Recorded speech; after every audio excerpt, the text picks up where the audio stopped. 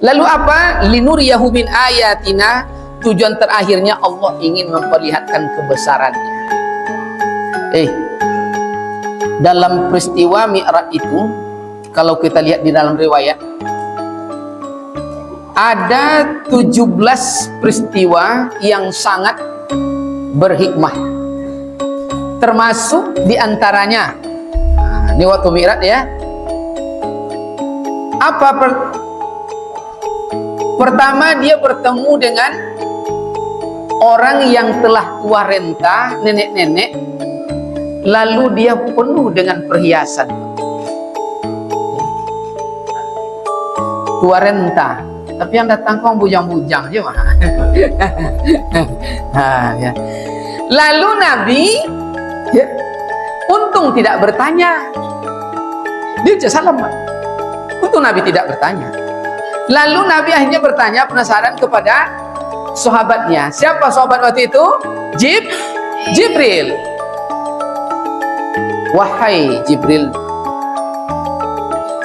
siapa sebenarnya yang tadi itu? Itulah kata Jibril gambaran dunia ya Muhammad. Kalau engkau menoleh tadi sedikit, sedangkan tidak menoleh. Jadi dunia itu adalah di waktu Nabi Isra dan Mi'raj itu, dunia itu udah tua, udah berumur, Pak. Cuma dengan penuh perhiasan. Makanya hari-hari sebentar-sebentar tsunami, sebentar-sebentar meledak gunung, sebentar-sebentar banjir. Kenalah rapuh dia, Pak ya. Apalagi Pekanbaru, Bapak Ibu. Kota Pekanbaru ini bagi Ayanda yang bagian di Pertamina. Di bawah kota Pekanbaru udah seperti sarang Pitulo, Pak. Tentu Pitulo ya Pak Ibunya. Ibu tahu Pitulo, Bu? Pitulo itu kalau lah tua, di dalamnya ronggong-gonggongan, Pak. Kalau sempat izan zulzilatil, digoyangkan sedikit, jatuh kita semua. Ini di bawah udah, bukan sedikit, Pak. Ratusan kilo. Ratusan kilo, Pak. Jangan-jangan di bawah kita ada terowong-terowong. Apa gitu ya? Itu terjadi. Jadi dunia itu udah tua. Udah tua. Lalu apalagi yang sangat mengharukan? Waktu Rasulullah udah lewat ya, sampai ke surga, sampai ke neraka. Ini tahu enggak arti surga neraka ya? Apa tuh surga, Pak? Apa tuh neraka? Kalau dalam pandangan Ma'rifah, surga itu adalah ketenangan batin. Neraka itu adalah kegelisahan jiwa. Tapi kan dalam Ma'rifah ya. Nah, di neraka itu diperlihatkan Allah kepada baginda Muhammad SAW. Siapa? Pertama ada wanita yang suka mencakar wajahnya. Cakar wajah. Apa dosanya? Nah, itu dia. Apa dosanya? Rupanya di sinilah Nabi pernah bertutur, al-kais mandana nafsahu amila lima ba'dal maut wal ahmak man ittaba'ahu tamanna 'ala Allah. Tahukah kamu, kata Rasulullah, orang-orang yang cerdas? Siapa ya Rasulullah orang yang cerdas? Orang yang cerdas itu adalah yang mampu menundukkan hawa nafsunya pada perbuatan baik, dan kalau dia berbuat, beraktivitas, bekerja yang akan berguna setelah matinya. Itulah orang cerdas. Kini jam kini kok Pak, enak kita nonton TV, betul? Enak main domino, tapi kita penuhi undang pengurus masjid. Inilah orang yang cerdas, mampu menundukkan hawa nafsu pada perbuatan baik. Betul Pak Yuk? Lalu apa lagi? Kalau dia berbuat yang akan berguna setelah matinya. Maka 7 langkah manusia terakhir meninggalkan kuburan kita. Kalau dikubur, pernah masuk kubur? Belum ya? Ridwan pernah masuk kubur, Pak. Karena Ridwan 12 tahun di rumah sakit Nusina kerja dulu. Jadi karena penasaran, jenazah belum juga datang dengan ambulan, Ridwan sudah sampai di kuburan. Bagaimana? Coba berbaring, Pak. Apa terjadi? Bukan ditutup, berbaring saja masih terbuka. Itu kita pejam mata, daun saja jatuh di atas, bunyinya ya Allah, daun cuma ini Pak. Dan tahu itu. daun selembar jatuh, terdengarnya minta ampun. Apalagi kalau sempat, bagaimana kira-kira? Ditutup semua. Nah, begitu 7 langkah manusia terakhir meninggalkan kuburan kita, harta udah kembali, keluarga udah kembali, apa terjadi? Malaikat sebelum mungkar nangkir datang. Datanglah dalam adab kubur, dalam Sirrus Salikin juz ke-4 halaman 202. Datanglah amal soleh berwujud seperti tubuh dan amal salah. Amal soleh, dia datang bawa lentera lampu, dia bertutur, wahai Tuhan, dipanggilnya kita tubuh ini Tuhan, akulah amal ibadahmu, aku bawa makanan-makanan enak ini karena engkau hampir setiap hari bersedekah. Aku bawa lampu lentera ini sehingga kuburmu terang benderang dan lapang karena engkau hampir setiap malam cas baterainya 2 rakaat. Gitu. Semuanya datang Pak. Jadi sholat, puasa, sedekah, tersenyum, buang duri di jalan, dia berwujud sama dengan manusia. Menunjuk gigi kawan balado, sudah. Kau mau apa ngangol apa RT? Nah, itu. Dan yang ahmak manitaba hawa wa tamanna Allah, dan yang kurang akal itu kata Rasulullah, dia mengikuti hawa nafsunya, angan-angan kosong kepada Allah SWT. Maka begitu kita di dalam kubur, datanglah amal salah itu. Dia tidak bawa lentera lampu dalam kegelapan, dia badannya berkudis, berair benanah menjijikkan. Semakin takut kita, semakin dirangkulnya. Wahai Tuhan, kenapa engkau membenciku? Bukankah engkau yang membuatkan aku begini? Dalam keadaan takut yang mendekam Pak, kadang malaikat bukan nakir datang, baru buka, ya Allah. Coba datang malaikat bukan dan nakir. Takut dah kira-kira dah Pak. Ibu sempat pergi ke matahari jam segini, tuh sesaat pergi ke WC, kunci dari dalam, kunci, sedang buang hajat, mati lampu, kenapa Bu? Tolong, betul tak? Baru di WC masih bisa terdengar. Kalau dalam kuburan, seandainya kita berteriak, tuh terdengar oleh orang di atas, lari orang tubuh, betul tak? Tak ketemu ya. Dah ada tuh Pak, tu nyanyi tu Pak, sakubu badu, tu nyanyi tu nyo. Cubalah kat Tuhan tak percaya, mati etek tu, tak kan tolak sakubu badu bini baru ni cai nyo kaya. Tak ada tu dah. Nyanyi tu nyo Pak. Atu Pak.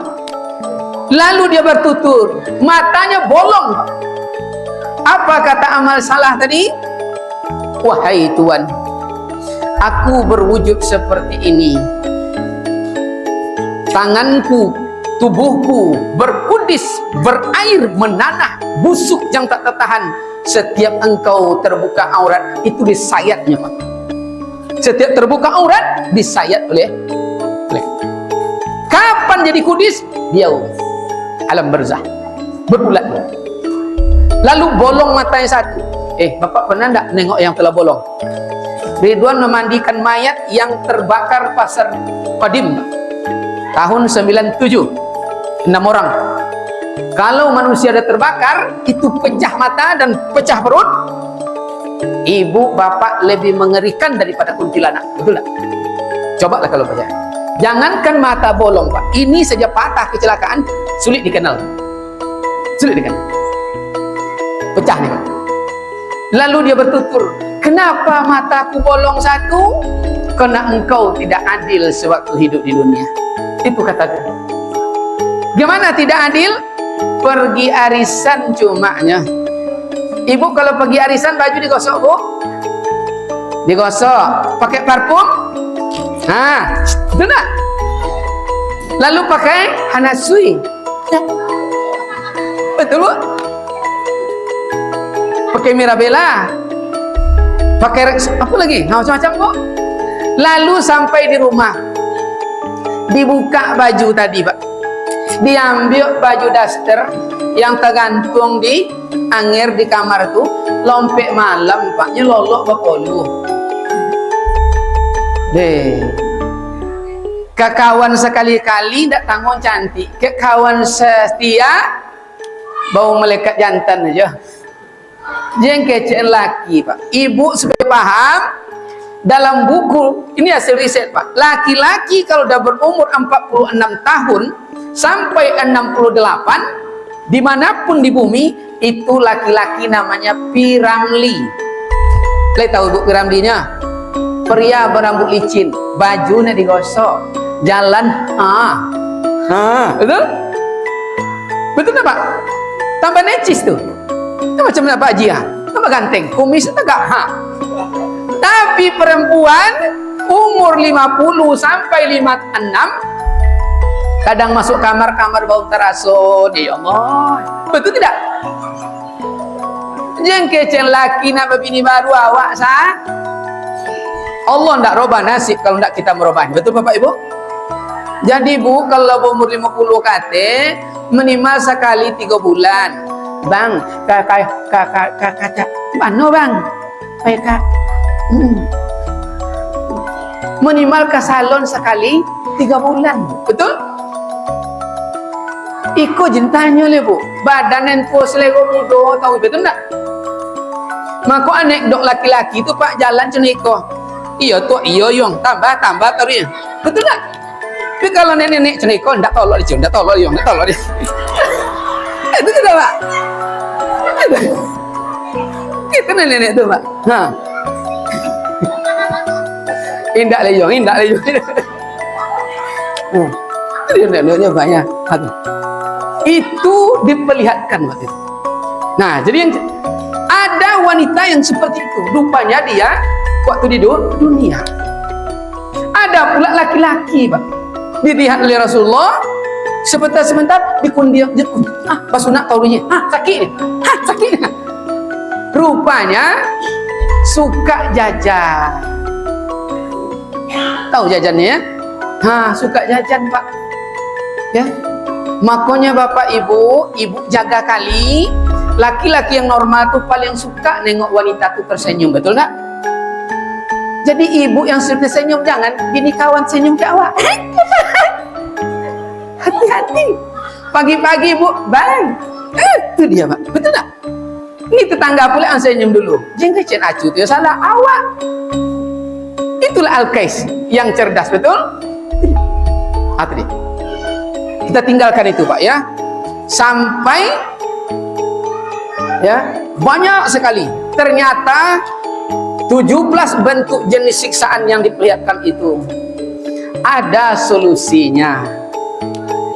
Begitu Rasulullah telah bertutur kata dengan Allah. Jadi kapan Isra Nabi tadi? Dari Masjidil Haram ke Masjidil Aqsa. Lalu dia mi'raj. Apa mi'raj? Berkalam dengan Allah. Betul? Di mana kalamnya? Yaqulu abdu alhamdulillahi rabbil alamin. Yaqulullah ta'ala, Allah jawab. Betul? Hamdi abdi. Bukankah bertutur kata? Yaqulu abdu Ar-Rahmanir Rahim. Wa yaqulullah ta'ala asna alaihi abdi. Jawab. Yaqulu abdu Maliki yaumiddin. Dijawab Allah Ta'ala majaddani abdi. Yaqulu abdu iyyaka na'budu wa iyyaka nasta'in. Apa jawab Allah? Fahazi baini wa baina wal abdi mas'al. Hidup itu masalah, betul? Itu masalah. Jadi ayat ini kita bagi dua, kata Allah. Satu punyaku, kedua punyamu. Dan hidup itu masalah. Betul tidak masalah, Bu? Aulum babi ini masalah, betul? Copet nama babi ini masalah, betul? Beranak masalah. Tak beranak? Berminantu masalah. Tak berminantu? Betul tak, Pak? Sekolah anak banyak masalah. Tak sekolah? Betul tak, Bu? Menjando masalah. Belaki? Dapet bujang second masalah, betul? Tak dapet gadi masalah, betul Pak? hidup itu masalah. Jadi tidak ada hidup yang tidak ada masalah, betul? Lalu masalah tidak ada solusinya kecuali bermusyawarah, betul? Kapan kita bermusyawarah? Dengan yang mengerti persoalan hidup. Siapa dia? Itulah bernama Rabbani. Rasulullah berdialog itu bertutur kata mi'raj. Kapan mi'rajnya umat? Itulah saat mengucap surah Al-Fatihah.